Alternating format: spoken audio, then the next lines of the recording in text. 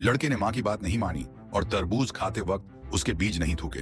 तरबूज का बीज खाने की नली से होता हुआ पेट में पहुंच गया और वहां जड़ें जमाने लगा। अगले ही दिन लड़के के शरीर में अजीब बदलाव होने लगे। जब वह नाक कुरेद रहा था तो उसने एक बेल बाहर निकाली। जैसे ही वह हैरान हुआ, उस बेल से एक पत्ता निकल आया। लड़का डर के मारे जमीन पर बैठ गया, लेकिन इससे पहले कि वह कुछ समझ पाता, नाक से दो और बेलें निकल आईं।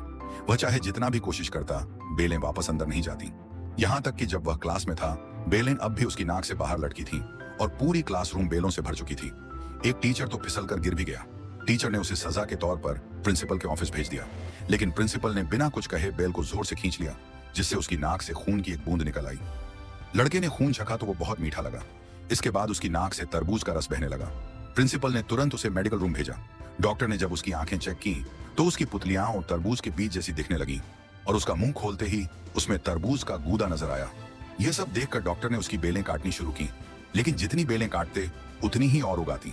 आखिरकार डॉक्टर ने इलेक्ट्रिक आरी निकाल ली। लड़का डर के मारे कांप गया। वह बेलें तोड़ते हुए भाग गया, लेकिन भागते भागते उसका पेट अचानक से बड़ा हो गया और आखिरकार वो पूरा तरबूज जैसा दिखने लगा।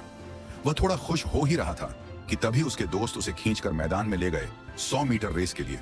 गन की आवाज के साथ ही वह तरबूज की तरह लुढ़कता हुआ फिनिश लाइन तक पहुंच गया, लेकिन अब वह पूरी तरह तरबूज लड़का बन चुका था।